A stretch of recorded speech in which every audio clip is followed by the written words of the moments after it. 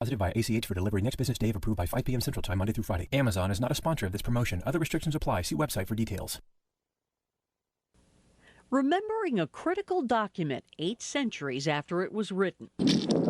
This muddy field, now surrounded by London's sprawling suburbs, is where historians say King John signed Magna Carta in 1215. Claire Bray is an historian at the British Library. The most crucial thing about Magna Carta, which applies as much today as when it was first granted, is that it established that the king wasn't above the law. But the charter also established the right to due process and laid the groundwork for the Constitution.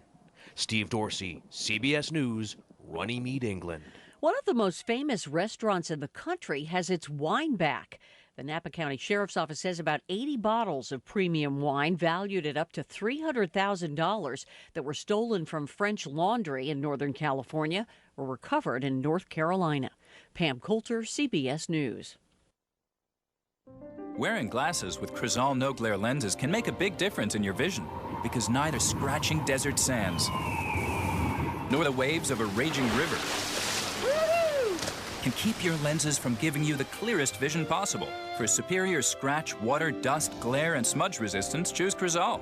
And Crizal has an SPF of 25 to protect your eyes from the damaging rays of the sun. Crizal, live life in the clear. Ask for them at your eye care professional or learn more at Crizal.com. I'm a mid-century architectural wonder, a house made entirely of glass. So you can imagine my fright when giant pieces of hail started falling from the sky. Did I mention I'm made entirely of glass? Everyone was running here, running there, trying to get out of the house, but what am I to do? I am the house. Your house can't protect itself. That's why the Geico Insurance Agency helps make it easy to switch and save on homeowners insurance. You could save even more when you combine your homeowners with an existing auto insurance policy. Call Geico, go to geico.com, or visit your local office.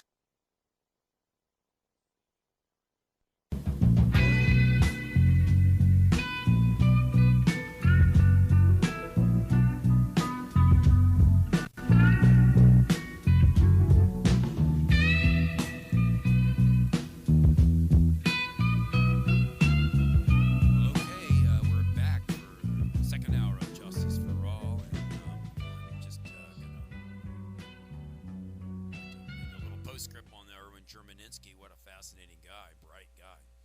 And, the fact that he argued cases before the Supreme Court, it's pretty amazing. You think about being up there in front of those guys, it's got to be intimidating. As he said, it's just you got to survive. And that's what this next hour is going to be about. It's about surviving, and it's about something that came to me in the last, several weeks I've been thinking about, and I kind of wanted to share with you folks. And that is there's a combination of things that are bothering me, and I thought that it was kind of a good time to talk about it. I read an article in the Wall Street Journal several weeks back about the failure of young people to open their own businesses. That the number of young people opening their own businesses in America has declined over the course of the last 25 years, significantly declined. And that is a very troubling thing. Why in the world is it that when you have a country like ours where opening your own business seems to me the whole reason why you want to be an American is to be in business for yourself and be entrepreneurial. For whatever reason, the number of young people starting businesses, and when I say young people, I mean young men and women between 25 and 34 years old. I'm not talking about 18 and 19-year-olds, but 25 to 34. And this is a significant decline in business ownership, and it's documented statistically. And when you think about that, you say, well, why is that happening? What is it about this? Is it the younger generation? Are they lazier? Are they just not as interested? I mean, we've got problems with jobs and everything else in this country. We have all this talk about income inequality and this and that. And as I got to the back of this article, there it was. It says the decline in business ownership among young graduates also reflects a relatively low appetite for risk. That for whatever reason, young people don't want to take the risk of opening up their own businesses. And I realized years ago when I opened up my own business, and when I was 16 years old, I remember my dad asking me, well, what do you want to be doing in the next 10 years? And for me, opening my own business and running my own business was the main thing that I wanted to do. And that's what I have in fact done. I've got my own law practice in Virginia Beach. That's what I do. And I am my own boss to some extent. Of course, all my clients are my bosses. The judges are my bosses. But the fact is that entrepreneurship is down in America. And you wonder, well, why is that? And as I started thinking about it, I started thinking, well, it might well be that we have so much negativity in the country, and it just seems that so much of what is passed now for conversation, for media attention, always seems to be focusing on what is wrong with America as opposed to what is right with it. You cannot turn on right-wing radio. I listen to the competitor station here, the 790 radio, and we hear some folks on this channel here, 1650, and it seems, what are they doing all the time? It's like, let's talk about how Obama's not doing this and Obama's not doing that, and let's blame government for everything, and let's just talk negative about everything. And then, as I've been thinking about this over the course of the last couple of weeks, why is it that we have engaged in such negativity in this country for so long? Why are we not being positive about what is about to happen and what can happen? Why aren't we focusing? Because it is well known that if you do not believe that there's any possibility of failure when you start out doing something, then you will probably succeed at that. And the mindset, the confidence that you're going to complete a task is everything in everything that you do. And as I've been working through all of this thought process over the last couple of weeks, because I've been wanting to do a show on this decline in entrepreneurship, lo and behold, I pick up the newspaper this week, and on the 21st, I think, here it is, yes, January 21st paper, here is this lovely picture of Lindsey Vonn, the great ski racer. And here she is, a giant picture of her on our Virginian Pilot from January 21st. And there she is, the world's fastest female ski racer in history. She goes out and completes and wins her 63rd World Cup race. And when you think about it, now, who is this Lindsey Vonn? Who is she? Well, she is the same Lindsey Vonn that has won gold medals. She's won World Cup overall titles. And yes, she's also the Lindsey Vonn that has crashed so many times, injured herself so many times. She's Tiger Woods' girlfriend. We all know that. She's a celebrity in her own right. What in the world is it about Lindsey Vonn that allows her, after she has crashed and been carried off the mountain in a helicopter, laid for days in a hospital, what in the world is it about Lindsey Vonn that allows her to get back up, get repairs, her knee, and so on and so forth, get back up there and come hurtling down a mountain at speeds that are scary? And yet, for her, she keeps doing it, and she keeps winning. And would it make any difference to anybody out there whether or not Lindsey Vonn actually won these races? Maybe. America loves winners. But what I think about is the fact that she is one of these people that has no fear. She may have fear, but she knows how to control her fear so well that she is fearless for the most part.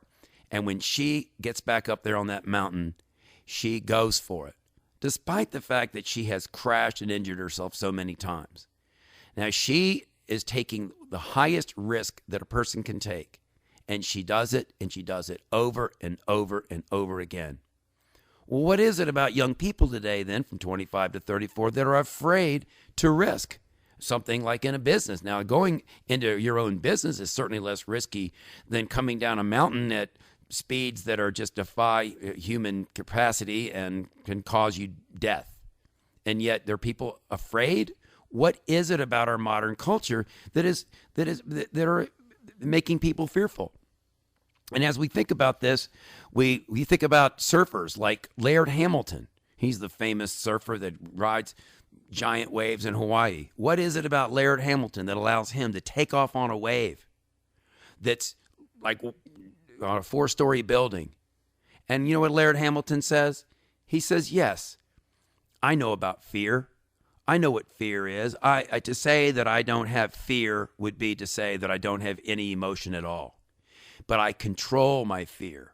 He says, but when I take off on that wave, I never even consider that I could wipe out. It doesn't even cross my mind. Does he wipe out? Oh, yeah. He wipes out. And when he wipes out, it is a gnarly wipeout.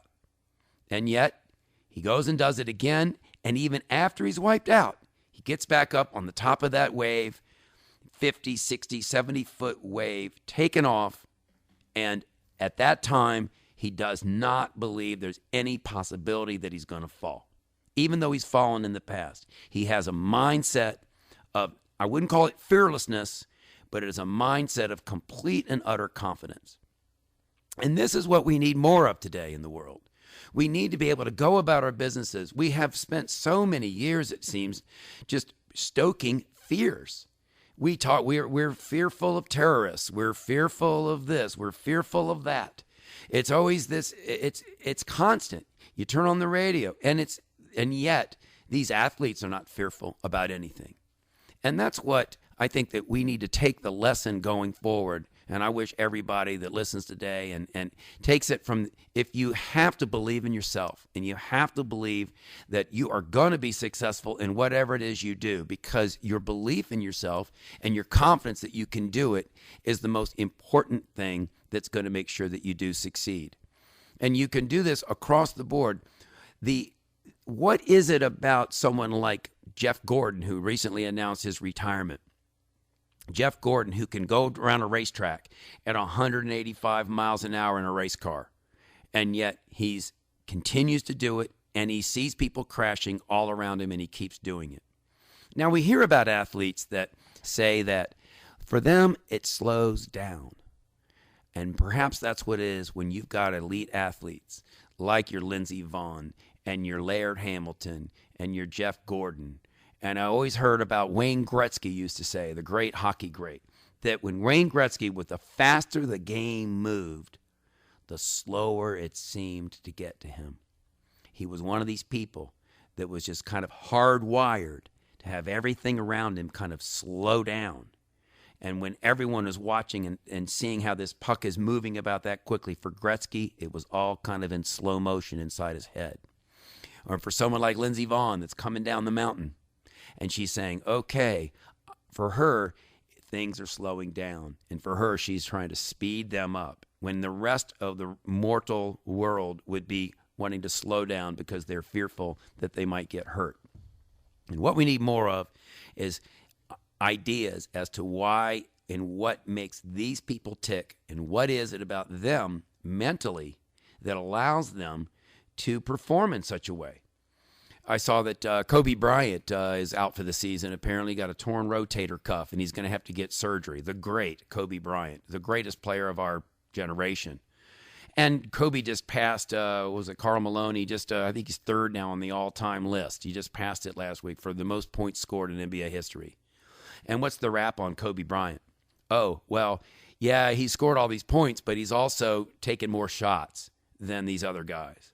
Well, you start thinking about that. That's the criticism. You can't reward somebody for. Well, think about it. Why in the world has Kobe Bryant been able to take so many shots? For every shot, he had to either steal the ball, he had to rebound the ball, he had to have somebody pass him the ball. He maybe even got his own rebound to shoot. So Kobe Bryant, yeah, he took a lot of shots, but the fact is that he had the opportunity to take those shots. And when you take your shot, and as Kobe has said, he never, ever considers the fact that he's missed. Kobe can go out there and miss 10 shots in a row, and he will not be afraid to make the 11th shot. What is it about people, other people, that allow failure to stop them? When you have failure, you cannot let it stop you. You have to keep going. And what is so inspiring about this, and this Lindsey Vonn, she passed this record on January 21st. I named my daughter Lindsay, and she was born on January 20th, 2014. And on that day, Lindsey Vann, who is another Lindsay, Vann, V-A-N, made the Olympic team as an Olympic ski jumper. And also at that time, as we all remember from the Olympics in 2014, the number one snowboarder in the world is a girl named Lindsay Jacobellis. So I named my daughter after these three women who were the three greatest skiers in the world in their respective disciplines. I named her after the number one ski jumper in the world, Lindsey Vann, the number one ski racer in the world, Lindsey Vonn, and the number one ski cross racer on a snowboard, Lindsey Jacobellis. And all three of these women have experienced failure, and they keep getting back up. Poor Lindsey Jacobellis, who had been the world champion so many times, and she fell at the 2010 Olympics and didn't win the event that she was so favored to win. And guess what? At 2014, she fell again and didn't win her event. It just makes you more inspired by somebody like that, because Lindsey Jacobellis will be right back, and she'll probably win the world title this year, because she does not let failure stop her. And yet we read these articles about young entrepreneurs that are afraid to go into their own businesses, and because of the risk. And so if the greatest risk leads to the greatest reward, then we have to remember that we have to be ready for that. And we have to be willing to take risks in order to reward ourselves with what life's greatest pleasures are going to be. Because if we play it safe and don't try to do anything, then we're never going to get anywhere in our lives. And so when we get some inspiration from some of these great athletes, it's just it's amazing to me. And when I saw Lindsey Vonn on the cover of the Virginia Pilot Sports page on, I guess it was this Wednesday, and that's when I realized, I've got the answer to what it is, the problem with some of our failures to go forward as a country. Because we see this with almost everything that's going on in the country today. Why is it that the Affordable Care Act, we talk about this. Well, maybe it's not the greatest piece of legislation ever passed. It never was. But we have 10 million more people that are insured under than there were before. If it's not that great, well, then let's make it better. We need to take a more positive approach to what's going on around us. Instead of always trying to find ways to tear things down and criticize things, we need to find out what's positive about things, and let's go forward, and let's use these athletes and some of our and that's what, because not everybody can be an elite athlete like Lindsey Vonn or Kobe Bryant or Laird Hamilton or Jeff Gordon. But that doesn't mean that we cannot realize that what they are doing when they are taking these risks, why can't we do the same thing? We don't necessarily have to risk our bodies this way. I know, if my mother says, oh, okay, well, you can't go surfing, you might get hurt. You can't go, we're having so many people that are fearful of everything nowadays. Imagine if Lindsey Vonn's mom said, well, gee, you can't go ski racing like that. You're going to get hurt. You can't go do this. And there's always, well, don't go do this because you might get hurt, or you can't go into this business because what if you fail? And here it was. It is the fear of failure is the measure we should be most concerned about. And this is this article, and this is a Wall Street Journal article from several weeks back. And I was I was upset by it, because when I was a kid coming along, I just thought entrepreneurism was it. I mean, you're living in America. It should be the American dream to run your own business or own your own business, or at least be able to control your own destiny. And so what is it about the modern world that makes it harder and harder to do that? Is it because we have bigger businesses now? I mean, now everything is, I suppose when you start a small business, you're going to get run out of town by Walmart. When I was a kid coming along, there was no Walmart. I don't even recall there being a Walmart or a Target around in those days. You could start a small business, and now everything's gotten bigger and bigger and bigger. If you want to start a small internet company now, it's gotten more technical, and it takes more money to get started, probably. And so what's happened is that the barriers for young people to get into business now is the skill level needs to be is higher. The amount of money and capital necessary to start up businesses is higher now than it used to be, perhaps.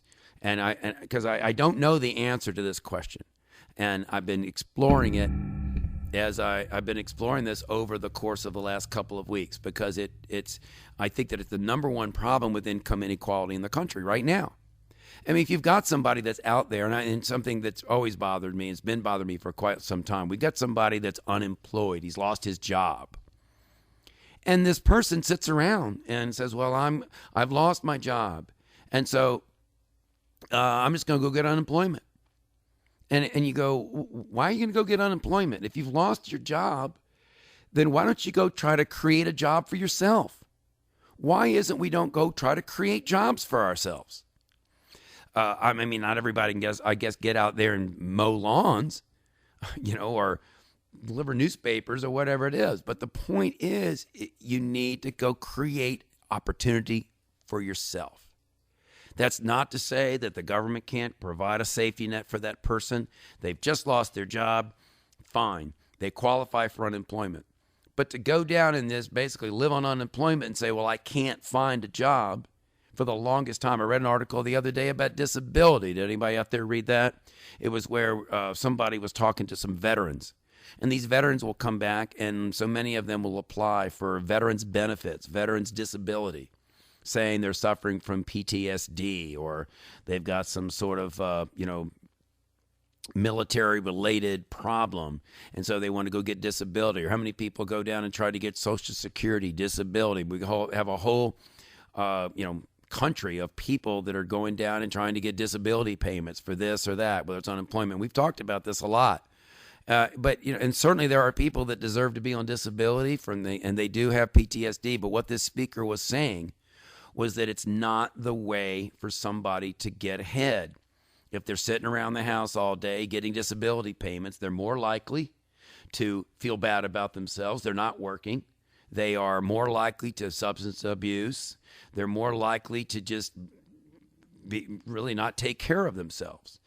Being gainfully employed and working and getting out and doing it for yourself is the American way, in my opinion.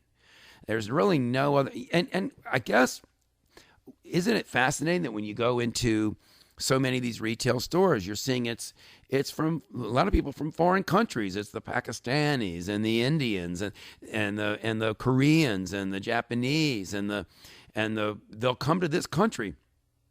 And a lot of people will criticize some of the immigrants that come here, even the ones that are undocumented.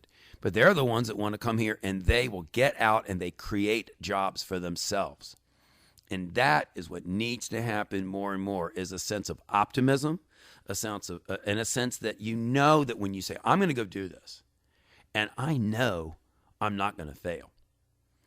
And this is the mantra that you get from a Lindsey Vonn, and from a Laird Hamilton, and from a Jeff Gordon, and from a Wayne Gretzky. And you get it from lesser people too. You don't just have to go find elite athletes. You can find it from any kind of shopkeeper you talk to. Go find that immigrant who came here from Pakistan 15 years ago, and he's got that successful corner that little 7-Eleven type store that he's got down on the corner, and ask him when he opened up that business what he thought his chances were of failure. And he's going to tell you, I knew I was going to make it. I knew I wasn't going to fail. I knew I was going to be successful. Because confidence is everything. And, the fact you might still fail. I'm sure that people get out there and they knew they were going to make it and they knew they weren't going to fail, and maybe they still did. Just like Laird Hamilton falls, and just like Lindsey Vonn, well, she might fall again and injure that other leg. But she continues to get up and go do it again. And I think it doesn't really matter. I think that Lindsey Vonn's a great story here because of course, she's so charismatic and beautiful, and Tiger Woods' girlfriend, so she's the cover girl and all of that. But if Lindsey Vonn had come back and had not won another single race, in my opinion, based upon what this conversation we're having here, I believe that she still would occupy the top rank for me, because to come back from the injuries that she suffered and to come back and do it again, and we see this over and over and over with these elite athletes. And we need to have an attitude like that in this country going forward. Rather than pessimism, we need to have positive energy. I saw Obama's speech the other night, and that State of the Union speech was inspiring, And whether you, I'm sure if the Republican response comes out and says, oh, well, he doesn't have any right to take credit for the economic recovery. He didn't have a right to take any credit for the lower energy costs. And, and he lost the last election. So what's he getting up there and saying all this stuff for? Well, I think we finally are seeing the Obama that we've been wanting to see since he got elected in 2008. I mean, this was the man that got elected in 2008 that was inspiring, that had a vision for the future, that was saying, we can do it. He cited the woman that was sitting up there that had gone through the adversity and prevailed. And this is what this country is all about. And I'm just bound and determined that from now on, when we start talking about things on this show, we try to accentuate the positive. Now, that last show, the last hour, we talked about the Supreme Court and how the Supreme Court has failed in many ways to respect the rights of minorities and all of that. So it is important to level criticism from time to time. I don't mean to say that we're not going to criticize, but we need to have a positive vision going forward and realize that if we don't take risks, then we're not going to reap the greatest rewards that life has for us. We're going to go to a little break here, and we'll be right back. If finances are holding you back from enrolling your kids or grandkids in private Christian schools, call the radio station at 488-1010. We have a partnership program with several schools on the peninsula and the south side that allows us to offer a 35% discount off tuition for preschool through the 12th grade. Give us a call today at 488-1010 or visit our website at tuitionsolution.org. Did we mention we added daycares to the site? tuitionsolution.org. What do you get when you cross a former prosecutor turned criminal defense attorney with radio? A variety show that is sure to spice up your Saturday afternoon. Tune in each Saturday at 2 p.m. for Justice for All. Each week, host George Yates will tackle current events, interview fascinating authors and guests, and offer advice on your legal issues. Visit ghylaw.com. That's ghylaw.com, and click on the radio show button to listen online and to archives. Nor'easter season is here, so don't get all wet. Protect your house. Call Crawl Space Door Systems at 363-0005. Reduce your flood insurance, reduce the threat of mold and insects, and save energy. Crawl Space Doors, air vents, flood vents, vent covers, and fans can help you stay dry or get you dry quickly. Contact Crawl Space Doors for more information at 363-0005 or online at crawlspacedoors.com. Stay dry, my friends.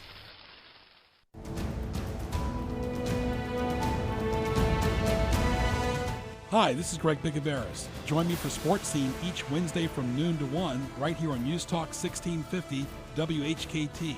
You can also hear the show on TuneIn as well. We will talk to local, regional, and nationally acclaimed sports guests, and we'll interact with our audience as well at Greg Pick on Twitter. Sports Scene, Wednesdays from noon to 1 right here on 1650 AM.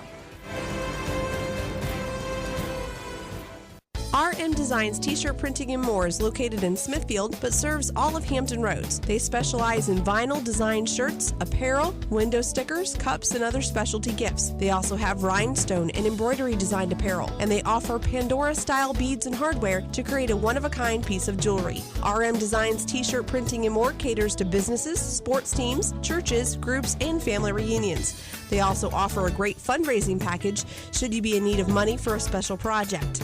And they also do home parties if you and your friends would like to get together and make your own creations. RM Designs T-shirt printing and more can be reached at 757-255-9140. That's 757-255-9140. Email them at rmdesigns11@aol.com or find them on Facebook at RM Twisted Designs. You can also place orders directly off their store at storeenvy.com/RM Twisted Designs.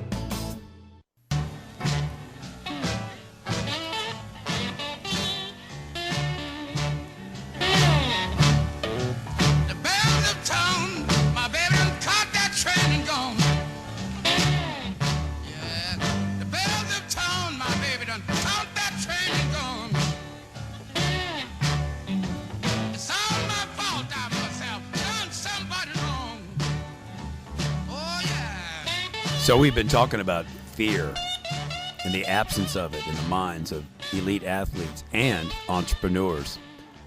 I'll bet you Stephen Jobs, when he started that Apple company, he didn't have any fear. He knew that his company was going to be successful. What is it about a guy like Steve Jobs that makes him different? It's all about commitment. Because we've been talking about fear and negativity. And if you got fear and negativity, you've got to absolutely get rid of that and turn it into commitment and a positive outlook. I mean, you got to understand that fear is always going to be there. You have to deal with risk. But you have to put it out of your mind once you've decided, and you have to go for your downside and cover your downside. It's all in your head. It's 100% mental attitude. And if we have negativity, then you've lost from the beginning. So, your worst enemy is in between your own two ears, isn't it?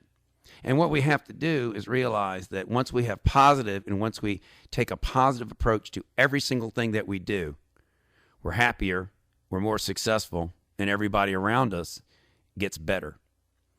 And I wonder what it is about all this negativity that you hear on the radio and all this trash talk and all of this criticism of other people. And it's just downright nasty. And it's sometimes when you hear people that like to tear other people down, what do you think about them? You kind of think, well, maybe they're kind of weak. Maybe they need to tear other people down to make them come up, to make them feel better about themselves. It's sort of a weakness. You don't see really strong people having to tear other people down. They already know. They're confident. They're good. They're confident in themselves. They're confident in their own abilities. And you don't really see them attacking other people and tearing them down. When you see people that are attacking other people and tearing them down, sometimes your estimation of them goes down, doesn't it? So you need to understand what's going on inside your head. And that's what goes on in the mind of a great surfer, let's say, who's got to drop in on a big wave. He's all in. Or a great poker player. Great poker player has confidence, doesn't he? If you're going to play poker, you have to believe and know you're going to win. You're going to know when to hold them and know when to fold them. But it's like anything that you do. If you have fear, well, your opponent sees the fear, and you already have lost. I guess this is why these poker players wear the sunglasses, don't they? Some of them, most of them, got the sunglasses on, they got little visors on, and then they just sit there stone-faced. Why? Because they have fear. They're shaking. You wonder, are they wearing their adult diaper? Because they got a lot of money on the table, and they do not want to let the other person see fear. So they cover it up as much as they can. But they have commitment, and the good ones are committed, and they know what they're doing, and they believe they're going to win. I don't mean they win every hand, but the confident poker player is going to win more than the not confident poker player. And that's just the way it is. And you have to face your fear straight on. Laird Hamilton in his book says, if you think about it, you can spend your life fence sitting because you're frightened about something bad that might happen. I mean, and lots of studies have shown that. Everyone has regret. And we look back on our lives and we regret things sometimes that we did. And we also will regret sometimes things that we didn't do. And, a lot of times, most regrets are things that we didn't do. The worst regrets. Gee, I wish I'd done this, or God, I wish I'd done that. Most of them, at least if you did it, and it didn't work out, well, you might regret what you did, but at least you tried. And when you really think back to the things that happened to you in your life, are you most regretful of the things that you did wrong, or are you more regretful of maybe the things that you didn't do at all? And I would guess, and my prediction is, it's the things that you didn't do or didn't try, the places that you didn't go when you could have. The decisions that you could have made, the risks that you could have taken. Actually, these were risks that you didn't take, and then later on you go, I should have done that. So, it's like what Laird says about sharks. If you're afraid of sharks, go learn all about sharks. Get into the water with one. Face it straight on. Don't worry about them. And how many people are afraid of sharks out there? You afraid of sharks? Well, it's one way to not be afraid of a shark. Get into the water with one. because you'll find out that they're probably just as afraid of you as you are of them. How many people are afraid of snakes? Oh, afraid of snakes. Why do you be afraid of a snake? The snake is more afraid of you, but people are afraid of snakes. And with this fear of terrorism that we've got right now, I mean, we've got terrorists all in the world, and that's a scary thing, of course. But how many people have been killed by terrorists since 2001, since the 9/11 attacks? How many people? I mean, we've had the Boston Marathon attack, and we've had this terrible thing that's happened in Paris, and we've had we had the bombing, I guess that's in Spain, and there've been some terrorists. But if you look at worldwide, globally, how many people have been killed by terrorists since 2001? The number is not that high. And yet look at the amount of attention and fear that the newspapers and the media and the politicians all pay to terrorism in the world today.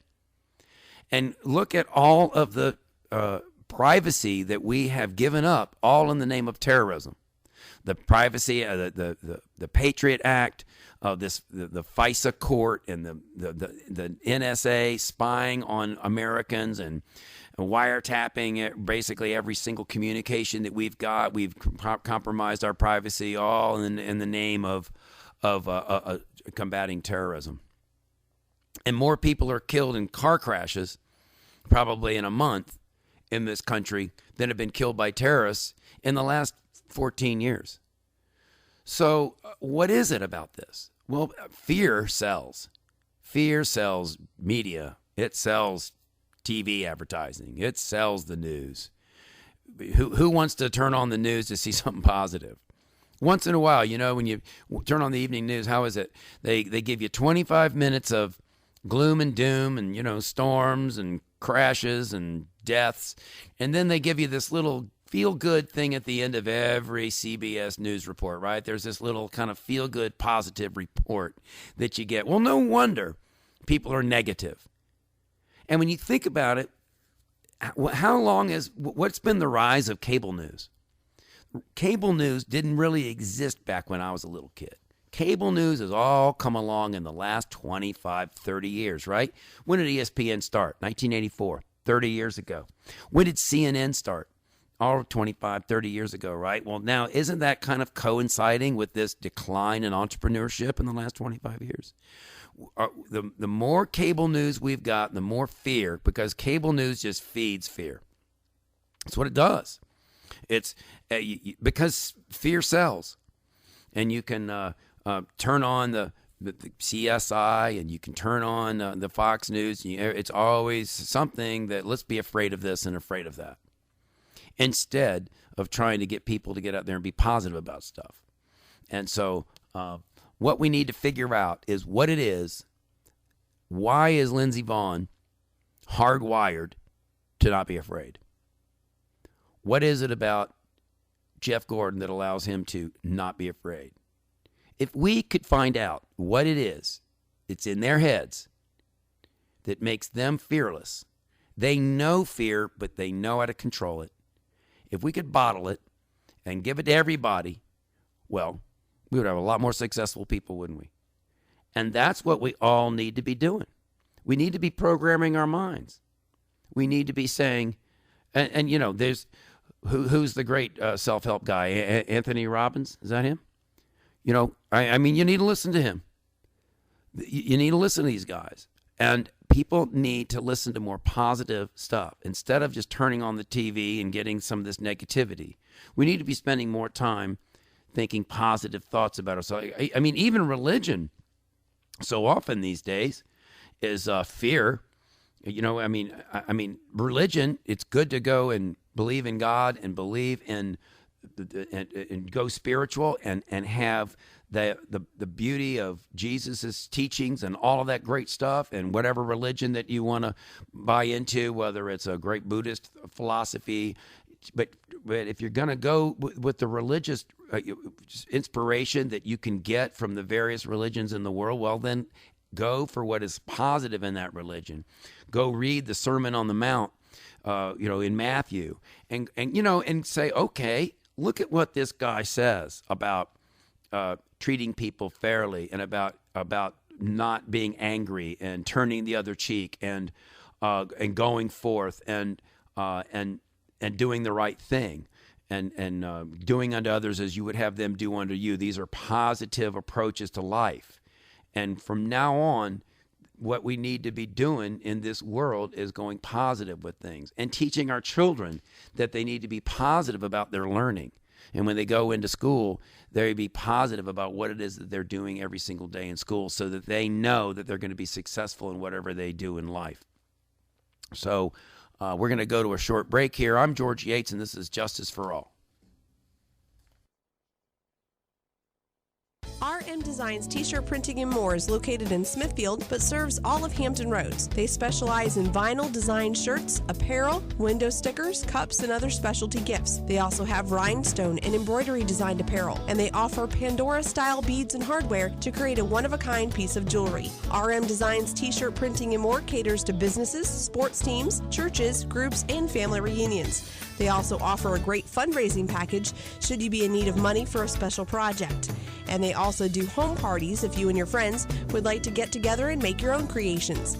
RM Designs T-shirt printing and more can be reached at 757-255-9140. That's 757-255-9140. Email them at rmdesigns11@aol.com or find them on Facebook at RM Twisted Designs. You can also place orders directly off their store at storeenvy.com/RM Twisted Designs. Leaky faucet, refinishing old countertops? Hey, Gary Sullivan here. Perhaps you're restaining a deck or painting your living room. Whatever it is, let me help. I'm here to give you the tips you need to finish those pesky projects you've been putting off. If you're restaining, I have a tip for that. Can't get the paint off the hardwood floors? Got a tip for that too. I'm here to make sure that $5 repair doesn't turn into a $500 repair. Join me right here every weekend. Saturdays at noon, Sundays at 9 a.m. on AM 1650 WHKT, The Answer. Bay Propeller is the region's best prop shop. With 25 years under his belt, Max Allen and a team of highly skilled techs provide fast, quality service on all types of boat propellers. From 8 to 80 inches, Bay Propeller utilizes MRI propeller scan technology and dynamic spin balance. Distributor for many brands, Bay Propeller ensures you get the right propeller for your needs at discounted prices with emphasis on made in the USA propellers. Bay Propeller, next to Portsmouth Trailer Supply in Chesapeake. Call 485-5681. BayPropeller.com.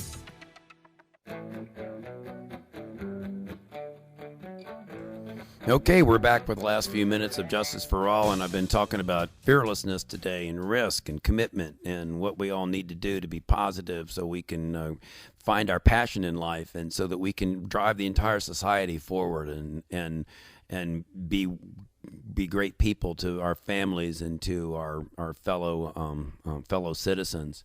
And I think that what we've got to realize going forward here, that when we try to figure out what it is that is hard, that it hardwires us to be successful, we have to really look inside ourselves and try to find the true passion inside yourself, so that you know, and you have to be prepared to follow that passion, whatever it happens to be. And that's when risk and reward really do get scary, because you might decide you want to do something that, not anybody else does or doesn't believe in or doesn't think that is right. I mean, what the guy that says that I want to, I'm sure there's someone like Laird Hamble that say, I want to surf for a living. Yeah, right. You're really going to be a surfer for a living? Well, I mean, somebody probably told him that when he was 14 years old, but he said, no, I'm going to go ahead and do that.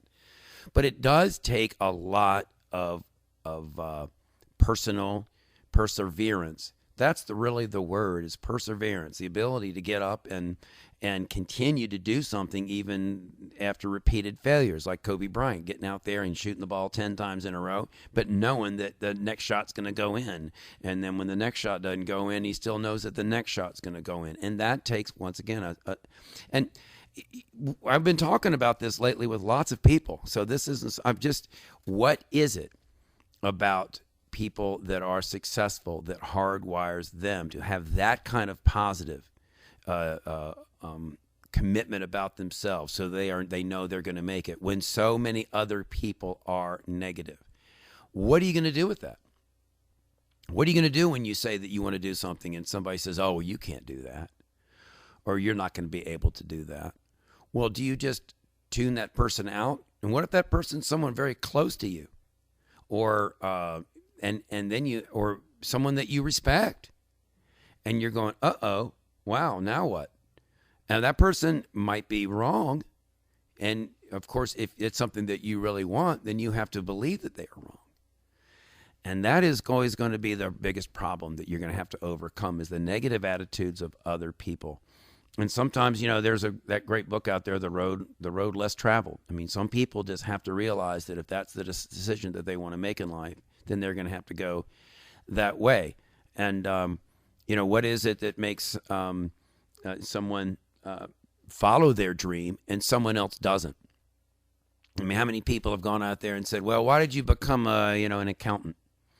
Oh, well, I heard that I could get a good job doing that. Well, do you like it? No. Why'd you study accounting in college? Oh, well, because I thought that I could get a good job doing it. And so now you're choosing this job that you don't really even like because you think that it's going to, get you a living. Well, I guess so. Because I need to make a living. And you do need to make a living, but you need to choose something that is going to be something that you have some passion for, because if you don't, you probably won't be successful at it. It'll be something you'll go through the motions and do. And once again, you have to look inward inside yourself and say, I'm unique. I'm not this person. I'm not that person. I'm not that person. I'm me, and I'm going to follow my own path. And we talked about spirituality a little while ago, because it is important that you follow your own spiritual path as well, whatever that happens to be. That's sometimes the problem with these days. Religion or spirituality is whatever you believe it happens to be. I know on Sunday mornings I used to go surfing down there at the beach, and a friend of mine would have to go to church, and we would be out surfing, and I would just I'd do my little religious service while I was out in the ocean. I go popping through that wave. We talked about that baptism that you get every time you go through a wave in the ocean on a gorgeous summer day, and you pop through that little wave and you come through, and there's the sun and there's the birds, and it's like, oh, okay, I'm born again every time I come through. And that's what you have to do. That's your passion in life. That's your spirituality, and you have to draw on that and make that part of your life. It's all about commitment and being positive and taking and every time you have a failure, you've just got to learn from that failure, but you can't ever let that dissuade you from your path of going and trying to be positive. I was talking about the Lindsays, the Lindsay Vann, the Lindsay Vaughn, and the Lindsay Jacobellis. Lindsay Vann, who's going to be, I'm hoping to get her on my show. She's a world champion ski jumper in 2009 and made the American Olympic team in January 20th, 2014. That was the day that my Lindsay was born. And so I hear from my friend Barry, who's the father of Lindsay Vann, and says, Lindsay made the Olympic team today. Now, here's a story. Lindsay Vann, when she was 7 years old, was jumping at Park City, Utah, came in, told her dad, said, Dad, I love ski jumping. She was 7. She said, I'm going to be in the Olympics someday. This was when she was 7. And her dad goes, okay, honey, that's great. That's great. You keep on doing it. You keep skiing. So time went on, and she became 8 and 9, and she was jumping. And by the time she was 10, she was out jumping every boy in Park City. By the time she was 11 and 12, she was in Europe competing in races and ski jumps against grown women. By the time she was 13, she won her first international competition at 13. And when she turned 14, they closed down the hill at Park City because the 2002 Olympics were coming, and they needed to rebuild the hill so that it would meet the specifications for the 2002 Olympics. So her parents let her go off to Lake Placid, New York, which was the only other Olympic ski jump facility here in the United States. So she went off and left her mom and dad to go live with a sort of a foster family, a ski jumping coach in Lake Placid, New York. She spent 2 years there, learning more ski jumping, doing international and national competitions. She came back continued to rule the women's ski jumping world. Guess what? Lindsey Vann didn't know when she was 7 years old that there were no women ski jumpers in the Olympics. You know why? They didn't let women jump in the Olympics. They said, oh, only men can jump in the Olympics. Women can't? Well, she didn't know that when she was 7. But as she got older and she was winning international competitions all over the place, and when she held the record on the Vancouver Hill in the 2010 Olympics, the International Olympic Committee had decided that we were going to have the Olympics in Vancouver, British Columbia. And guess what? Lindsey Vann had the record on that hill. She had the longest jump ever by anybody on that hill up at Whistler Mountain where they had the Olympics in 2010. But guess what? The International Olympic Committee still decided they weren't going to let women jump in the Olympics. Lindsey was the world champion and having won the world championship in 2009. And she and her fellow women ski jumpers decided that they were going to petition and sue the International Olympic Committee to make them have the Olympics allow women to jump at the 2010 Winter Olympics. Well, they resisted the lawsuit, and the IOC said no, and women did not get a chance to jump in the 2010 Olympics. And Lindsey lost her chance to win a gold medal because at that time she was the #1 ski jumper in the world. She kept fighting. And there's a movie about this if you're interested. It's called Learning to Fly. And it's a documentary film about Lindsey Vann and her quest and all of the rest of the women ski jumpers to have women ski jumping added to the Olympics. And finally, after years of pressure, the Olympic Committee in 2012 said, well, okay, we're going to allow the Olympics, women to jump in the Olympics, in the 2014 Olympics that will be held in Sochi, Russia. And so in 2014, we all remember that we watched those Olympics, and the women, for the very first time, were allowed to jump alongside the men at the 2014 Winter Olympics. For almost really 100 years, the men were allowed to jump in the Olympics and women weren't. And these chauvinistic men were saying things like, oh, well, you know, women's little private parts just cannot handle the pressures of jumping off of a big mountain hill. That's just women's ski jumping. It shouldn't happen. But yet women were doing it, and girls like Lindsey Vann were doing it as well or better than the men. And so in January 20th of 2014, I got a text from my buddy Barry, who lives in right near my place in Powder Mountain, Utah. And he says, Lindsey made the Olympic team today. January 20th, 2014, she made the Olympic team. Because, you know, even though she'd been the world champion in 2009, she'd had some injuries. She had been a bone marrow transplant donor, and that had set her back. And it was not guaranteed that she was even going to make the Olympic team, because in 2014, she was 5 years older now since she was world champion. And she was no longer the #1 ski jumper in the world. Her time had passed by. And there were other girls, even on our team, that were now going further and faster and farther than her. But she made the team, and she went to Sochi. And no, she did not win a medal. And no American woman won a medal in the 2014 Olympics. But talk about a story and perseverance. A little girl from the time she was 7 years old saying, I'm going to be in the Olympics, Dad. I'm going to jump in the Olympics someday. Not even knowing that women couldn't even jump in the Olympics when she said it. But she, more than any other woman in the world, was instrumental in all those women jumping in 2014. Lindsey Vann. She pushed, she sued, and finally the men that run the Olympic Committee relented and let the women jump in 2014. And when my daughter was born on January 20th of 2014, I was so impressed by this story. I thought, you know, when she's older, and she's old enough to know, she's going to know that she was named after not just Lindsey Vonn, who was the fastest ski racer in the world. She's also being named after Lindsey Vann, who persevered and overcame these kinds of obstacles and ultimately was instrumental in having women treated equally with men in one of the probably coolest competitions that you'll ever see, that ski flying thing, when these people come down that ramp and they launch themselves. And it is one scary thing. And what in the world goes through their minds? How in the world is someone going to be hardwired to take that kind of, what is the exhilaration? What kind of exhilaration? You see those guys come down those ramps, those girls, and how far they go. Is that got to be the scariest thing in the entire world?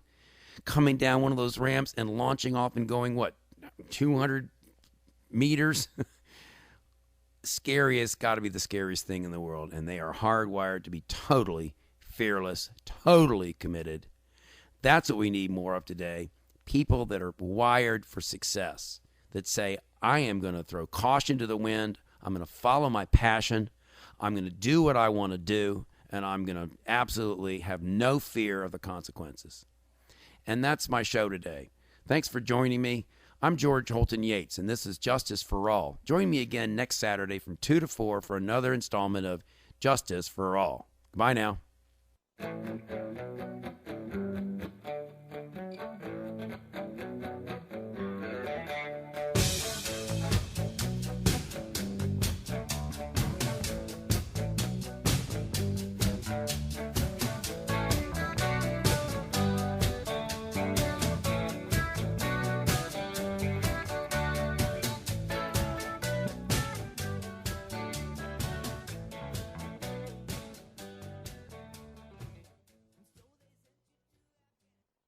Hello and welcome to another edition of Discoveries in Health. I'm your host, Chris McKay, and I'm really glad you're with me today because